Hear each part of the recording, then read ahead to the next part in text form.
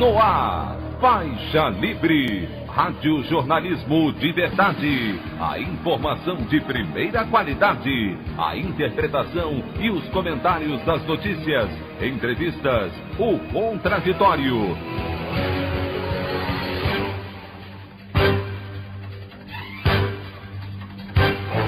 Tudo para aproximar você cada vez mais da realidade do Brasil e do mundo.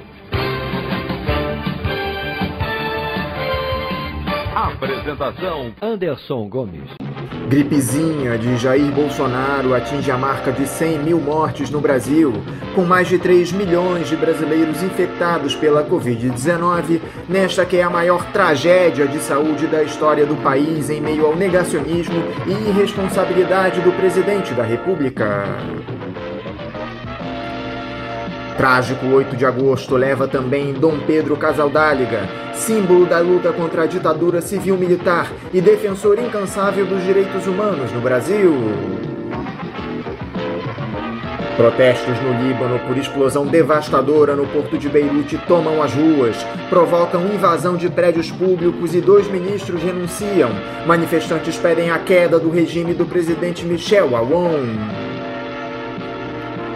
Essas e outras notícias na edição desta segunda-feira, 10 de agosto do ano de 2020 do programa Faixa Livre.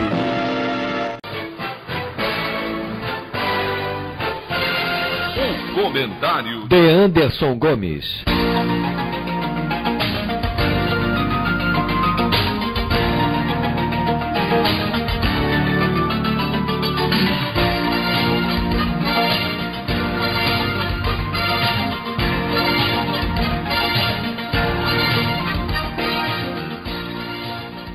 Bom dia, ouvintes. Quando o vírus ainda desconhecido que vinha devastando a Europa e a Ásia, provocando milhares de mortes na Espanha, na Itália e na China, desembarcou no Brasil no final de fevereiro e fez a primeira vítima fatal no dia 16 de março, um homem de 62 anos, o presidente da República disse que estava havendo um superdimensionamento da doença, que ele classificava como histeria. Os dias foram passando, as mortes pela pandemia, a maior desde a gripe espanhola, foram se multiplicando no Brasil na mesma velocidade em que o negacionista presidente da República foi colecionando declarações que lhe valeram a alcunha de genocida e o alçaram ao posto de ameaça internacional. Defendeu o isolamento vertical, defendeu a saúde das finanças do país, ainda que isso custasse mais vidas, entrou em conflito com governadores e prefeitos que defendiam a vida, defendeu um remédio que especialistas do mundo inteiro rejeitavam. Todos discursos indefensáveis. Chamou de gripezinha, depois desdenhou das mortes, dizendo que não é coveiro, ironizou, afirmando em referência ao seu sobrenome que era Messias, mas não fazia milagres. Chegou a citar que a morte é o destino de todos nós e que tínhamos de enfrentar a doença, como se o problema fosse falta de coragem. Acreditem, ainda me refiro ao presidente da República. Essa mesma figura demitiu 2 ministros da Saúde no intervalo de 1 mês, porque ambos não aceitavam sua obsessão pelo tal remédio milagroso. Nem eles, nem a EMA do Palácio da Alvorada. O país já está praticamente 3 meses sem um titular na pasta em meio à pandemia. Segue no cargo um general carimbador das sandices do tal presidente da República. Morreram idosos, adultos, jovens, crianças, profissionais de saúde, gestantes, indígenas. Já foram 100 mil vidas interrompidas. E contando. Para o presidente da República, são só 100 mil repetições, 100 mil coisas iguais, como se fossem 100 mil balas de fuzil. Bom, acho que se fossem 100 mil balas de fuzil perdidas, haveria indignação e ações contundentes por parte do presidente da República. No dia em que o Brasil chorava 100 mil histórias que deixaram de existir, o presidente da República comemorava um dos menores índices de óbitos por milhão de habitantes provocados pelo novo coronavírus entre as grandes nações no mundo. Foi a mensagem postada pela Secretaria de Comunicação Social da Presidência no último sábado. No Brasil de Bolsonaro, a morte é política pública. Se morre de Covid, de fome, de desgosto. E quem não morre, vai perdendo a vida aos poucos. E o 8 do 8 trágico nos levou também um dos maiores ícones da luta contra a ditadura civil-militar, defensor da dignidade humana e da igualdade acima de qualquer coisa, o bispo emérito de São Félix do Araguaia, em Mato Grosso, Pedro Casaldáliga. Em tempos de autoritarismo, a morte de Casaldáliga simboliza a esperança que se vai em meio ao caos político e social brasileiro. Triste 8 do 8. Pobre Brasil. A opinião do Faixa Livre. Bandeirantes, 1360. Estamos apresentando Faixa Livre. Voltamos a apresentar Faixa Livre. Estamos de volta, ouvintes, com o início da edição de hoje do programa Faixa Livre, que tem na sua produção a jornalista Celeste Sintra, auxiliada pela também jornalista Natália Moraes, tendo no comando do áudio o Francisco. Meu bom dia a todos. E meu bom dia também a você, que pode aqui participar nos enviando mensagens eletrônicas para o endereço ouvinte@programafaixalivre.com.br ou ainda registrando suas participações diretamente nas nossas redes sociais. No Facebook, nossa página é o Programa Faixa Livre. No Twitter e no Instagram, para deixar o seu recado, basta seguir os perfis @PGM Faixa Livre. Lembrando que as participações por telefone estão inviabilizadas, pois durante o período da pandemia do novo coronavírus, nosso programa está sendo gravado no dia anterior à sua veiculação. Pedimos desculpas aos nossos ouvintes que costumam interagir conosco desta forma, mas foi a maneira encontrada pela equipe do Faixa Livre para mantê-los informados sobre o que acontece no país e no mundo com essa nossa visão crítica e, ao mesmo tempo, preservando a saúde dos profissionais que levam o programa ao ar. O Faixa Livre pode ser acompanhado também pelo nosso aplicativo para celulares com sistema operacional Android. O nome do aplicativo é Programa Faixa Livre. Os ouvintes também têm acesso à transmissão pelo nosso site, o www.programafaixalivre.com.br, ou pela página da Associação de Engenheiros da Petrobras, a AEPET, uma das nossas entidades patrocinadoras, no www.aepet.org.br.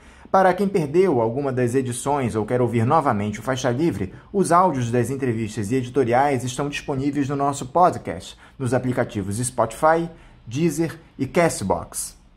E dando início às nossas entrevistas, eu cumprimento a deputada estadual pelo PSOL e pré-candidata à Prefeitura do Rio de Janeiro, Renata Souza. Renata Souza, bom dia. Bom dia a todas e a todos. Agradeço muito a oportunidade de poder conversar com os ouvintes do Faixa Livre e quero me colocar aí à disposição de vocês para toda a conversa, todo o debate que a gente possa fazer. Renata, muito obrigado por conversar conosco aqui no programa. Renata, a situação do nosso país anda muito complicada, todo mundo sabe disso. Não só pela pandemia de Covid-19, mas principalmente por conta de uma gestão federal absolutamente incapaz de dar soluções aos problemas da população do nosso país. Qual é a sua avaliação para o governo de Jair Bolsonaro, Renata? O governo Bolsonaro é um desastre. Desde que ele assumiu, ele colocou em prática um projeto baseado em um discurso de morte. Acabou adotando muitas medidas autoritárias, destinadas a retirar as liberdades democráticas. Isso é muito sério. O governo atua para eliminar os direitos sociais, destruir e privatizar os serviços públicos e o meio ambiente. Além disso tudo, ele ainda protege, o interesse de uma classe economicamente privilegiada. Então, quando vemos todo o processo de privatização da água e o que observamos é exatamente a possibilidade de mercantilização da vida. Mercantilizar a água e o saneamento básico é seríssimo, ainda mais no momento de pandemia. Então, quando é aprovado nacionalmente e aqui no Rio de Janeiro existe uma pressão para a privatização da SEDAI, a gente vê que esse é o governo que contribui para uma lógica de morte e não de vida, e não de prevenção, por exemplo, de saúde pública, que é fundamental, com saneamento básico e a água acessíveis a todas e a todos. Agora, se no âmbito federal a coisa anda complicada, aqui no Rio de Janeiro não é muito diferente, Renata.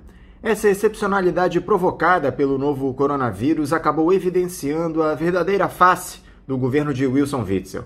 O governador, que se apresentou como representante da chamada nova política, navegando nessa onda de criminalização dos agentes públicos, é acusado de participar de um escândalo de corrupção na Secretaria Estadual de Saúde e enfrenta um processo de impeachment aí na Alerj. Como deputado estadual, como é que você observa a situação do Wilson Witzel? Ele está muito enfraquecido politicamente. Você acredita que o governador consegue se livrar da cassação do mandato? O governador Witzel tem se mostrado um gestor péssimo, ruim. E todos esses indícios de corrupção ainda deixam mais clara a possibilidade de possível crime de responsabilidade. E isso tudo, por óbvio, revela aí um cenário bem propício para um impeachment. Mas, de qualquer forma, é muito simbólico que uma casa legislativa como a Alerj tenha decidido por unanimidade pelo processo de impeachment do governador Witzel. Eu sempre vou acreditar que a força das instituições vão ser empregadas para o cumprimento da lei, mas mesmo assim o Witzel despreza a democracia e também qualquer compromisso que ele possa ter com a população fluminense. Então, a despeito de todos os indícios de crime de responsabilidade cometidos pelo governador, a tentativa do governador descredibilizar a Alerj e também descaracterizar aquilo que é a função da Alerj, que é fiscalizar o Poder Executivo. Então, ele tenta no STF o tempo inteiro trazer aí toda uma tona de um outro poder, intervindo diretamente na Assembleia Legislativa para os seus próprios interesses, para fugir aí de um processo de cassação. Claro que toda a possibilidade de defesa está sendo dada pela Alerj e o governador deveria estar preocupado em responder aos questionamentos colocados no processo de impeachment e não de inviabilizar o processo de impeachment, já que estamos numa democracia e a Constituição brasileira prevê essencialmente que a Casa Legislativa tem a prerrogativa de fazer essa fiscalização. Quando o governador deslegitima a Alerj, ele está dizendo concretamente que não respeita o caráter fiscalizador do parlamento. Ao que parece, Renata, esse discurso de nova política que o Witzel utilizou durante a campanha ficou mesmo lá nas eleições, porque corrupção aqui no Rio de Janeiro é algo que tem marcado as últimas gestões do governo do estado. Bom, os últimos governadores, de fato, administraram o estado do Rio de Janeiro para as grandes empresas, para os grandes empresários. Não administrou para as pessoas que vivem no estado, né? Resultado disso é Sérgio Cabral preso, Pezão preso. Então, o Rio de Janeiro deixou aí de ter uma grande oportunidade de se tornar um estado modelo para o Brasil, né? Hoje, infelizmente, quando se pensa em Rio de Janeiro, em governo do estado, as pessoas rapidamente pensam em corrupção. Então, é importante falar do quanto que esses governadores estiveram interessados no enriquecimento pessoal e interesses pessoais em detrimento dos interesses públicos. Ou seja, isso transformou o Rio de Janeiro numa grande máquina de máfias que enriqueceram juntamente com a omissão, com os crimes de responsabilidade cometidos pelos esses últimos governadores que hoje estão presos. Na última quinta-feira, Renata, o Superior Tribunal de Justiça mandou soltar o ex-secretário estadual de Saúde, o Edmar Santos, que estava preso desde o mês passado. O pedido de soltura foi feito pela Procuradoria-Geral da República, que afirmou ter reunido elementos de provas que colocam o governador no vértice da pirâmide, desse suposto esquema de desvio de verbas da saúde. A grande questão, Renata, é que a PGR tem constantemente se posicionado em defesa do presidente Jair Bolsonaro. E o ex-capitão do Exército é adversário político de Wilson Witzel. Essa declaração da Procuradoria de que o governador do Rio seria o cabeça desse escândalo de corrupção não pode ter uma conotação política para atender aos anseios do Bolsonaro? É impossível colocar em descrédito as instituições. Eu acredito nas instituições, mas a declaração da Procuradoria só é válida se estiver respaldada em provas apuradas ao longo das investigações. A Constituição garante o direito à ampla defesa ao governador. O que vejo é exatamente o sofrimento do povo do Rio de Janeiro, que ultrapassamos a marca de mais de 14 mil pessoas mortas, vítimas do coronavírus, mas também vítimas da corrupção no Rio de Janeiro. Então é impossível não exigir que o governador do estado responda por essa tragédia, responda por uma tragédia evitável, que essencialmente a gente poderia ter tido aí melhores resultados, né? Não colocaria a vida da população do Rio de Janeiro em risco ou, infelizmente, que vieram aí pessoas a sucumbir com o coronavírus, mas também diante da corrupção. E essa disputa que de alguma forma se estabeleceu entre a Alerj e o Supremo Tribunal Federal, Renata? O presidente da Corte, Dias Toffoli, determinou a composição de uma nova comissão processante para analisar o processo de impeachment do Wilson Witzel a pedido da defesa do governador. Vocês, deputados estaduais, recorreram na última semana dessa decisão. Você concorda com o argumento do Dias Toffoli de que houve erros no procedimento de formação da comissão de impeachment, Renata? Bom, não se trata de concordar ou discordar com o ministro. Trata-se apenas de convenções jurídicas que precisamos organizar. Afinal de contas, não tivemos nenhum processo anterior de impeachment de governador. E agora nos deparamos com as questões relacionadas à paridade, ao número que seja um número legítimo para um processo como esse, organizado dentro de uma casa legislativa como a Alerj. Já vemos que qualquer maneira e qualquer metodologia de trabalho será questionado, será passível de questionamento. Agora, cabe também à Alerj, com a autonomia que tem, com a responsabilidade que tem, colocada pela Constituição brasileira, de efetivamente fiscalizar o Poder Executivo, a fazê-lo da melhor forma. E o processo de impeachment, de fato, é uma das possibilidades de parlamentares construírem aí a sua verificação em relação ao Poder Executivo. Então, nesse sentido, acho que foi importante a Alerj recorrer e vamos ver de que maneira isso vai ser melhor organizado e proposto. Afinal de contas, o Rio de Janeiro merece uma resposta concreta sobre o que aconteceu com os desvios, corrupção, falta de transparência, diante aí da possibilidade real de de omissão e de crime de responsabilidade do governador do estado do Rio de Janeiro. Mudando um pouco de assunto, Renata, você é pré-candidata pelo PSOL para disputar as eleições para a Prefeitura do Rio em novembro. Eu queria saber de você quais são os desafios que o novo prefeito terá de enfrentar aqui no município. Bom, as gestões do Rio de Janeiro ficaram na mão de mercadores. Mercadores, uma hora da fé, ou mercadores da especulação imobiliária, de toda uma lógica de encarecimento dessa cidade. Então, o Rio de Janeiro precisa de uma prefeitura do bem viver, comprometida com a vida e a superação dessas desigualdades sociais que foram aventadas, colocadas como principal estratégia desses últimos prefeitos.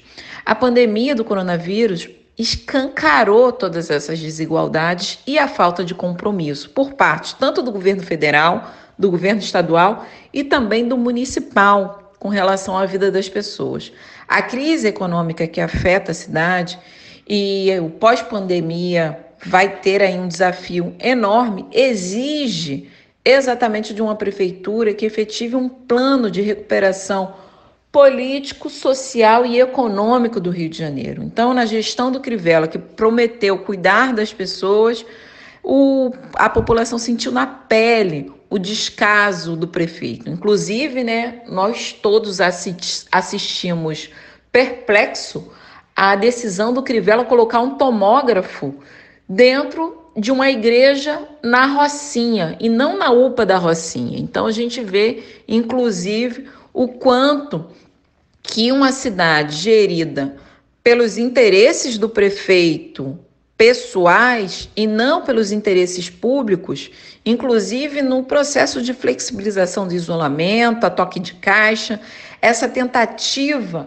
absurda do Crivella de retornar às aulas a qualquer custo, isso demonstra toda uma lógica destoante daquele prefeito que deveria cuidar das pessoas, Então, efetivamente, nós precisamos ter uma liderança no Rio de Janeiro que garanta a dignidade humana, que garante um Rio de Janeiro de gente feito para e com as pessoas e não para um especulador imobiliário, para uma pequena parcela da população que enriquece em cima aí dos aluguéis super caros, em cima também de uma cidade que não se revela na possibilidade real de circulação das pessoas, Então a gente precisa lembrar aí de toda a máfia colocada nos ônibus. Hoje a gente tem uma realidade no Rio de Janeiro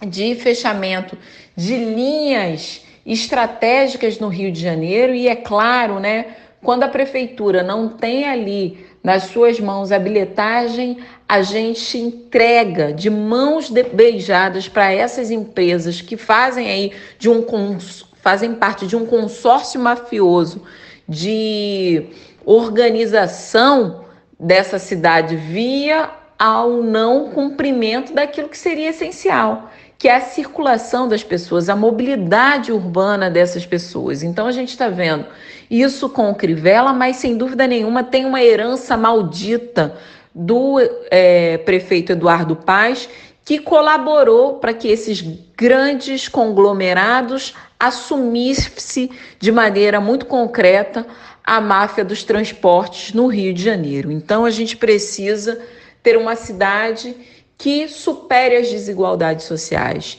E, para superar as desigualdades sociais, precisamos, essencialmente, garantir circularidade na cidade, justamente para essas pessoas que o Eduardo Paes, por exemplo, removeu para longe dos centros urbanos aqui do Rio de Janeiro e colocando essas pessoas à própria sorte, sem acesso ao transporte e sem acesso à possibilidade de arrumar um emprego, uma renda. Então, a gente precisa de uma liderança que garanta um Rio de gente, que garanta um Rio feito para a superação das desigualdades sociais, com mais brilho nos olhos, com encantamento, com a possibilidade de esperança. Eu acho que os últimos prefeitos dessa cidade não deram esperança para a cidade, pelo contrário, encareceram a cidade e tornaram essa cidade inviável para o carioca. Então, nesse sentido, a nossa pré-candidatura traz uma nova aliança com as pessoas que vivem na cidade, com as pessoas que precisam essencialmente de um transporte que funcione, mas que não seja aí 20% da sua renda, que é hoje escancarado nesse sentido. As pessoas pagam cerca de 20% da sua renda em transporte. Isso é um retrato terrível para as pessoas que vivem na Zona Oeste, para as pessoas que vivem na Zona Norte, sem possibilidade de mobilidade urbana. A gente precisa também encarar a questão da saúde como algo central e fundamental nesse pós-pandemia, porque a gente precisa que essas pessoas estejam saudáveis para encarar aí a possibilidade de se reerguer diante de tanto sofrimento, mas também de possibilidade real de reorganização de uma cidade a partir da produção econômica, da reprodução da vida na sua concretude. Para isso, a gente precisa de uma cidade do bem viver. É por isso que estamos colocando a nossa pré-candidatura aí para fazer esse debate com o carioca que não aguenta mais os amigos do Cabral, como o Eduardo Paes, e não aguenta mais a cidade nas mãos de um prefeito que diz que vai governar para as pessoas, mas coloca um tomógrafo dentro da sua igreja. Então é importante que a gente faça essa avaliação conjunta.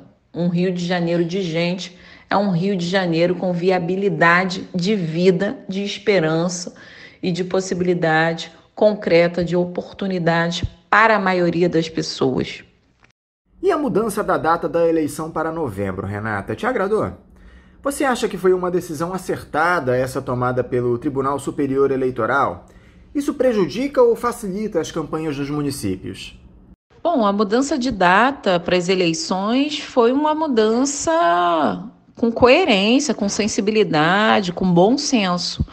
Acredito que isso pode sim facilitar algumas pré-candidaturas, exatamente porque tudo vai ter que ser revisto, né?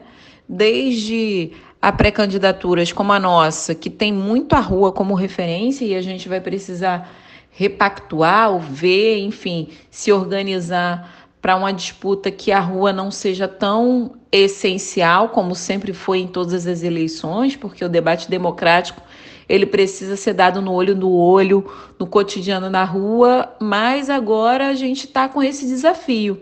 Então, me parece que foi a medida mais sensata e importante nesse momento, já que o Tribunal Superior Eleitoral precisa, inclusive, rever todas as questões relacionadas às próprias propostas, como é que os caminhos das redes sociais que efetivamente vão ter aí maior possibilidade de serem acessadas, para que a gente não tenha aí de novo as grandes fortunas mandando nas campanhas, né? Enfim, eu acho que para todo mundo precisamos rever toda uma situação relacionada às novas formas de fazer campanha sem que ninguém coloque a vida da outra pessoa em risco, enfim.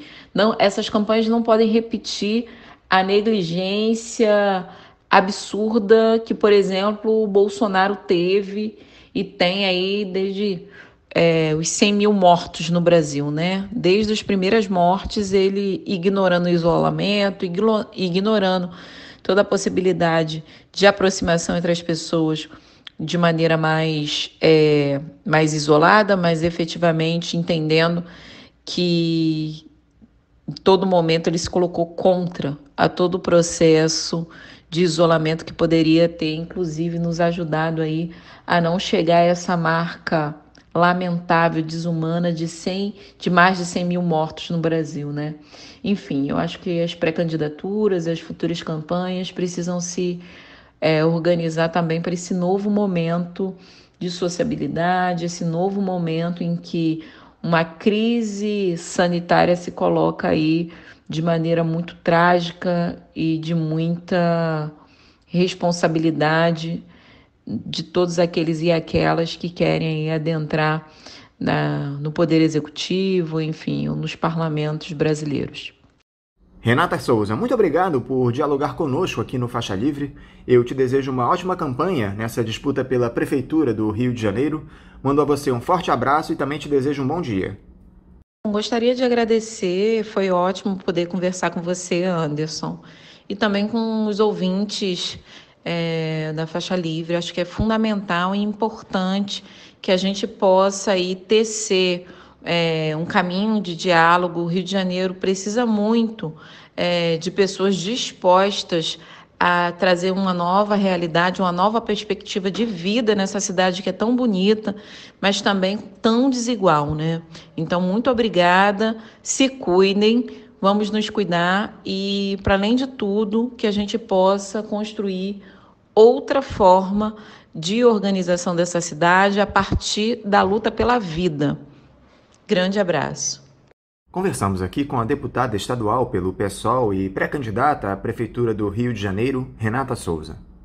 Dentro desse processo de transição que vem ocorrendo no programa nos últimos tempos, os ouvintes que desejam ajudar a manter o Faixa Livre no ar devem passar a fazer as suas contribuições na conta em nome da Associação de Funcionários do BNDES, a AFBNDES, cuja agência é a do Banco Itaú, de número 1964, conta corrente 03004, dígito 1. Repetindo, Banco Itaú, agência 1964, conta corrente 03004, dígito 1. O CNPJ da AFBNDES para a realização dos depósitos de quem não é cliente do referido banco é o 33984-550/0001-41. Repetindo, o CNPJ da AFBNDES é o 33984-550/0001-41.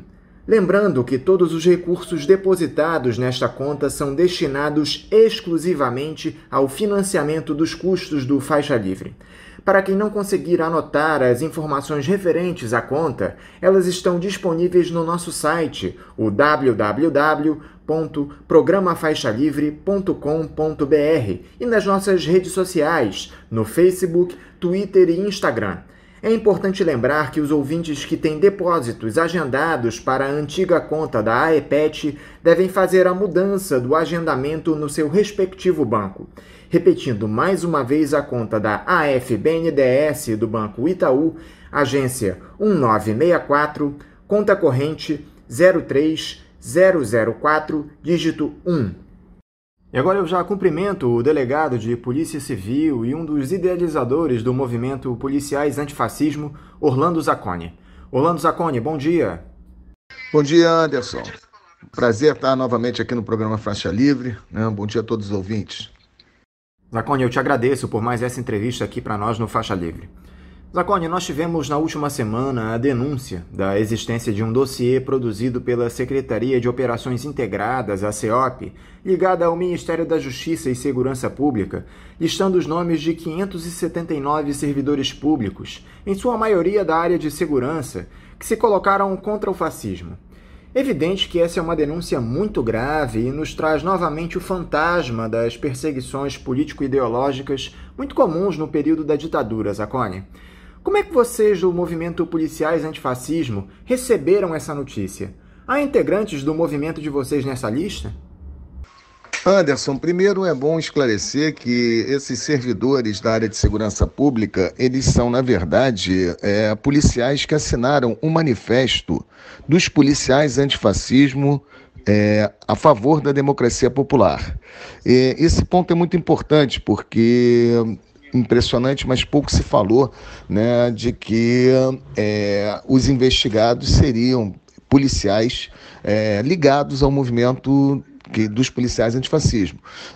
Não sei porquê, né, isso foi omitido, mas agora parece que nas declarações prestadas pelo ministro da Justiça, né, no Senado, né, e pela comissão mista, né, que ele foi ouvido na sexta-feira, ele confirmou a investigação desses policiais que participam, né, do movimento antifascismo. Então, nós, policiais antifascismo, recebemos isso, né, como sendo uma forma de controle do nosso movimento. Evidentemente que eles citaram alguns intelectuais, alguns acadêmicos que participam de diálogos com o movimento, né, Luiz Eduardo Soares, o Balestreri, mas o alvo dessa investigação, desse dossiê, são policiais do movimento antifascismo. Nós começamos as nossas atividades no ano de 2016, né? Inclusive eles citam um manifesto anterior, né, que nós escrevemos contra o impeachment da então presidente Dilma Rousseff, e parece que eles têm nos monitorados em todas as nossas atividades. Acho que preocupa ao governo federal a existência de policiais do campo progressista, policiais que estão, né, em atividade política no campo da esquerda, né? Muitos dos nossos policiais, inclusive, são hoje pré-candidatos em partidos de esquerda, seja no PT, seja no PDT, seja no PSOL, né? Então, acho que essa preocupação deles é a gente realmente realizar aquilo que nós estamos nos propondo, sermos um contraponto, né, à chamada bancada da bala, né? Ou seja, hoje o que nós temos no campo político é o predomínio, né, de um olhar de segurança voltada para a manutenção, né, das desigualdades sociais, né, do modelo neoliberal. Ou seja, a partir do momento que você tem policiais fazendo um contradiscurso no campo da política, isso parece que é algo que está incomodando o governo, que significa que nós estamos no caminho certo. Portanto, né, o que nós temos que fazer nesse momento é uma disputa não em defesa só do movimento dos policiais antifascismo, mas sim em defesa de toda a democracia, porque, evidentemente, que a investigação política de servidores da área de segurança pode ser estendida a outros servidores. Aliás, isso já estava em andamento, principalmente no campo da educação. Os primeiros servidores a serem monitorados politicamente foram os professores, e o que a gente vê é esse Estado policial que parece estar avançando no Brasil, e é muito importante, né, e nós ficamos muito felizes com a reação que os setores democráticos da sociedade e os partidos políticos de oposição tiveram, né? Nós recebemos muitos apoios e notas, né, da ABI, né, da OAB, do Fórum Brasileiro de Segurança Pública, né, de órgãos internacionais, Comissão Interamericana de Direitos Humanos, e também todos os partidos de oposição, né, Rede, PSOL, PDT, PT, PSB, PCdoB, todos se mobilizaram, né, no sentido de provocar respostas do governo acerca desse absurdo que é o controle político, né, dentro do serviço público. O curioso, Zacconi, é que depois de demitir o diretor de inteligência da CEOP, o coronel Gilson Libório, e dizer que investigaria a tal lista, de alguma forma confirmando a existência do documento, o ministro da Justiça e Segurança Pública, André Mendonça, informou ao Supremo Tribunal Federal que não, nenhuma lista foi produzida e que não persegue cidadãos. Se é isso mesmo, Zacconi, por que ele demitiu o sujeito depois que essa polêmica surgiu? Essa história está muito mal contada. Bom, essa história está cada vez mais mal contada, porque parece que o ministro tem duas falas. A fala dele do STF é diferente da fala dele no Congresso. Ele disse na última sexta-feira, né, no Congresso, ele falou que existe sim a tal investigação, o tal dossiê, mas isso são elementos de informação para o governo, né, coisa que ele negou lá no STF, né, mas o que o momento hoje exige é que esse dossiê seja publicizado.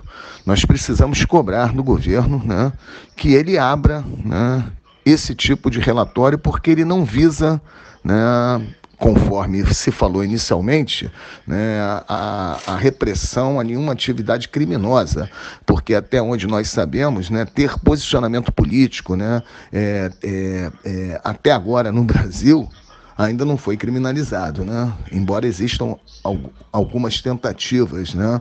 Inclusive naquela lei antiterrorismo, né? Com muitas passagens ali que deixam coisas em aberto no sentido da criminalização da política. E olha que isso não começou, né, no governo Bolsonaro.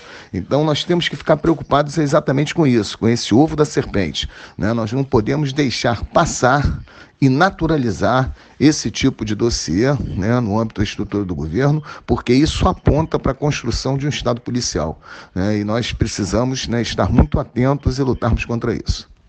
Depois de tudo isso, Zacconi, vocês temem alguma medida mais direta do governo federal contra os servidores que fazem parte do movimento Policiais Antifascismo? Bom, na verdade, as medidas de controle das atividades políticas, né, de servidores e principalmente de policiais têm ocorrido no âmbito das corregedorias. Ou seja, na verdade, o que o Ministério da Justiça realizou nesse dossiê, né, foi distribuir informações, né, para vários órgãos, inclusive órgãos correcionais, onde, por exemplo, policiais têm sido, né, perseguidos por estarem se posicionando politicamente nesse momento, principalmente quando esse posicionamento político, né, é de oposição ao governo. Porque, repara, os policiais que estão se posicionando pró-governo, né, não existe nenhum problema nessa atividade política. A atividade política só passa a ser problematizada quando os policiais se opõem ao atual governo. Então, significa que nós estamos falando de algo que é muito grave, né? É a tentativa de se impor ao serviço público, né, um posicionamento político, né? Isso remete, todos nós, né, a momentos de ditadura em nosso país. Bom, em suma, na verdade, nós já sofremos perseguições no âmbito das correições, das corregedorias internas, né, inclusive também no âmbito do Ministério Público. Não sei, mas foi divulgado, mas pouco foi comentado, que esse dossiê do Ministério da Justiça começa, na verdade, no momento anterior. Isso começa através de uma investigação preliminar do Ministério Público do Rio Grande do Norte, né, que identifica policiais que se opõem a carreatas bolsonaristas, que se opõem, né, inclusive carreatas bolsonaristas organizadas por policiais, né, como estando fazendo uso político da polícia. Ou seja, e aí lá, policiais estão agora, né, respondendo a inquérito, né, porque um promotor resolveu identificar essa atividade política de policiais, né, como, né, grupo paramilitar, né, como se os policiais estivessem, né, ao se manifestar politicamente, utilizando a instituição para fazer algum tipo de ameaça, quando na verdade nós sabemos que isso tudo tem sido realizado no Brasil pelos policiais que apoiam o atual governo, né, que constantemente se manifesta em vídeos com armas, dando tiro em stand, gritando Bolsonaro, mas em relação a eles nada acontece. O problema todo, né, do questionamento, né, da atividade política de policiais está recaindo em cima dos policiais antifascismo, e nós sabemos por quê. Zacone, vocês do movimento Policiais Antifascismo acreditam que o nosso poder judiciário é capaz de barrar esse tipo de iniciativa autoritária do governo federal? Anderson, o Poder Judiciário é um dos caminhos pelo qual nós podemos, né, tentar barrar esse avanço do Estado policial. Evidentemente que o Poder Judiciário, né, ele tem essa função, né, de exercer controle sobre abuso de poder, sobre excesso de poder. Ok, mas nós não acreditamos que a luta, né, contra esse Estado policial vai se exaurir numa luta judiciária. Porque se nós formos pensar, né, mesmo no âmbito da ditadura brasileira, né, no período da ditadura civil-militar, o Poder Judiciário continuava funcionando, né, algumas vezes, né, fazendo contenção, né, do poder punitivo, né, e dos subterrâneos da ditadura, mas muitas vezes também legitimando, né, esse poder, né, de força militar, né, até porque o funcionamento da ditadura, né, das questões que envolviam, né, os chamados subversivos, eram levados para a justiça militar. Aliás, a justiça militar no Brasil funcionou muito, né, do total de desaparecidos no Brasil, né, nós vamos comparar com desaparecidos na Argentina, Chile, Uruguai, o número de desaparecidos no Brasil é bem menor, mas em compensação o número de processos contra dissidentes no Brasil, processos judiciais, foi infinitamente superior, o que leva alguns cientistas políticos, né, a verem a ditadura brasileira como uma espécie de legalidade autoritária, porque a ditadura funcionava sob, né, uma capa jurídica, né, de legitimidade. Então, o Poder Judiciário hoje no Brasil está em disputa. Isso é importante, né? Você hoje, inclusive, tem magistrados do campo democrático que estão sendo perseguidos pela própria magistratura. Recentemente nós tivemos um juiz agora no Maranhão que foi impedido pela justiça de fazer lives, porque ele manifestava, né, pensamento político que era em desacordo do governo, né? Então, né, tivemos também promotores de justiça perseguidos. Ou seja, o que está acontecendo hoje no Brasil é que os operadores, né, desse sistema jurídico, né, que se opõem ao atual modelo de governo, estão sofrendo perseguições, não são só os policiais antifascismo. Aliás, é importante também consignar, né, a nota que recebemos hoje, né, de repúdio, né, a postura do ministro da Justiça, que veio, né, de associações jurídicas do campo democrático, progressista, né? Associação Brasileira de Juízes para a Democracia, a BJD, Associação de Juízes para a Democracia, AJD, Transforma MP, coletivo Transforma MP, feito por promotores de justiça do campo progressista, defensores para a democracia, que assinam essa nota de repúdio, o que significa que realmente hoje, né, os operadores do sistema jurídico estão também numa disputa interna, né, para saber para onde, né, a justiça vai se colocar, né, a favor da defesa da democracia ou, né, com a sua fachada de legalidade, dando uma lustrada, digamos assim, né, nesse estado policial. Parece que o momento é favorável um pouco para nós por conta do STF, né, porque o STF sofreu muitos ataques, né, desse atual governo no sentido de desprestígio, no sentido de se colocar, no caso, enquanto poder executivo, como um poder, né, acima do Poder Judiciário. Isso tudo gerou uma reação dos ministros do STF, que eu acho que, né, hoje se colocam completamente a favor da garantia do Estado de Direito Democrático.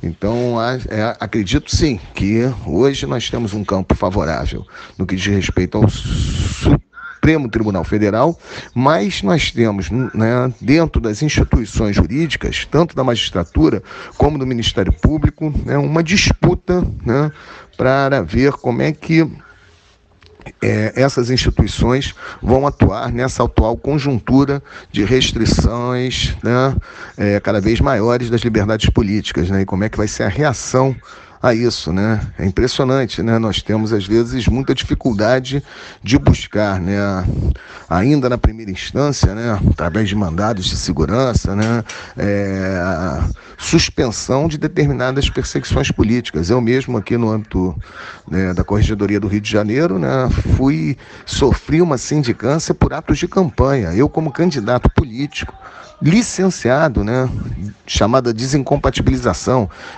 eu estando fora das funções policiais, fazendo campanha política, fui correcionado no sentido de que eu não poderia falar determinadas coisas em campanha política que o próprio Tribunal Regional Eleitoral permitia, na questão, por exemplo, da legalização das drogas. Quer dizer, eu fui chamado a responder na Corregedoria da Polícia pelo fato de eu, como candidato, defender legalização de drogas. Eu, segundo a Corregedoria, eu não poderia fazer isso porque eu sou delegado. Isso chega ao absurdo, né? Porque eu não estava na função de delegado, eu estava como candidato numa campanha eleitoral e mais, num partido que tem na sua plataforma política a defesa, né, da regulamentação das drogas. E, ao mesmo tempo, um promotor de justiça, né, que estava atuando no TRE, né, tentou, né, atacar, né, a minha candidatura, não conseguiu no âmbito do TRE, porque lá nós tivemos uma decisão, né, de um juiz, de um desembargador, né, que entendeu corretamente, né, que o meu direito político permitia, né, a defesa, né, da mudança da lei de drogas, mas isso foi jogado na Corregedoria, que abriu uma sindicância. Quer dizer, eu estou dando esse exemplo para mostrar, né, o quanto, né, está em disputa esse campo, né, das instituições jurídicas. Mas, conforme eu falei anteriormente, o Supremo Tribunal Federal tem se manifestado, né, em diversas decisões recentes, né, a favor da garantia das liberdades políticas, e isso é muito importante nesse momento. Agora, Zacone, essas ações do governo federal produzindo dossiês para perseguir politicamente quem se opõe a ele, de alguma forma acaba tendo reflexo nas ruas. Os apoiadores do bolsonarismo se sentem mais à vontade para atacar as pessoas que defendem a ordem democrática. Bom, não há dúvidas de que existe toda uma estratégia, né, de fortalecimento daqueles que defendem o governo em relação àqueles que se opõem. Isso, conforme eu falei anteriormente, se apresenta, né, no fato de termos policiais que às vezes vão para uma delegacia com a camisa do Bolsonaro, né? Já presenciei isso, né? E não ter nenhuma reação em relação ao fato de um policial que está dentro, né, de uma repartição pública estar veiculando propaganda política, mas ao mesmo tempo, né, se você na sua rede social se manifestar, né, como um policial antifascismo, você ser objeto de investigação, como alguns policiais têm, né, sofrido, né, no âmbito das suas corregedorias e agora com essa notícia do dossiê. Isso acontece nas ruas também. Eu, recente entrevista, né, à Folha de São Paulo, eu já tinha, né, alertado, né, de que, né, aqueles que se colocassem nas ruas contra o governo seriam considerados inimigos, né? E aqueles que estivessem ao lado do governo seriam bem tratados até se estivessem portando armas, né?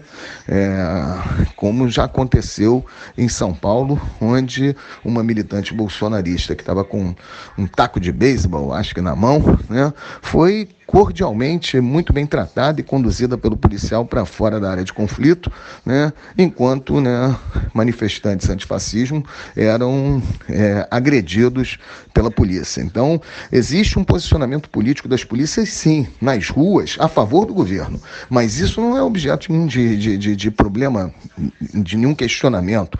O questionamento vai ocorrer quando esses policiais se colocarem contra o governo, e nosso grupo dos policiais antifascismo tem feito isso constantemente, e não foi por menos que acabou sendo alvo desse dossiê, dessa perseguição política por conta do Ministério da Justiça. Para encerrar, Zacconi, como é que a população brasileira fica com essa sombra do autoritarismo mais uma vez colocada pelo Estado? Dá para acreditar que as nossas liberdades individuais estão garantidas? Bom, eu não sei se as nossas liberdades individuais em algum dia estiveram garantidas, né? Porque essas liberdades, elas são colocadas na Constituição, né? Elas nos são apresentadas pelo mundo do direito, né? E o direito, ele é um mundo do dever ser, né? Daquilo que deve acontecer. Mas existe um mundo real, onde essas liberdades individuais, né, sempre foram tolhidas principalmente em determinadas áreas, né, espaços, e em relação a determinadas pessoas. Porque, repara, como é que a gente pode falar de liberdades individuais no Brasil para aqueles que vivem nas periferias, nas favelas, para o negro, né? Recentemente nós temos visto, né, uma série de vídeos mostrando cenas explícitas de racismo, né? O racismo estruturante no nosso país nunca deixou de existir. Então, falar em liberdades individuais no Brasil chega a ser até uma piada, né? O que está acontecendo hoje é que esse Estado policial e esse protofascismo que se estabeleceu hoje no governo federal quer transformar isso numa política de Estado, né, ampliando os seus inimigos, né, para todos aqueles que se opõem ao governo. Então agora os inimigos não são só aqueles que vivem na periferia, os inimigos não são mais somente, né,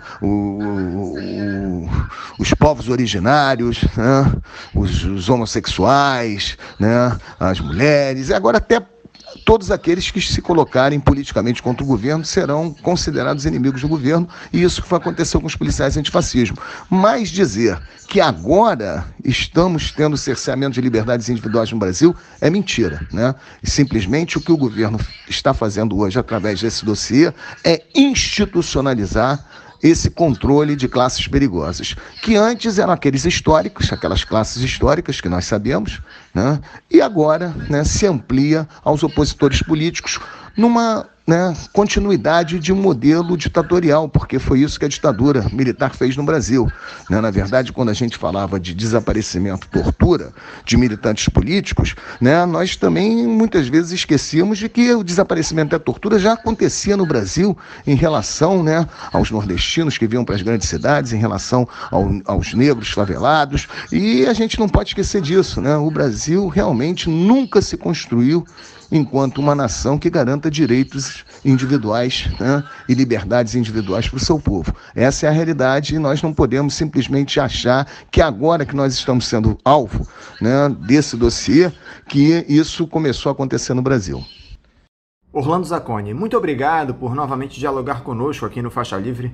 Eu desejo a você uma ótima semana de trabalho e um forte abraço.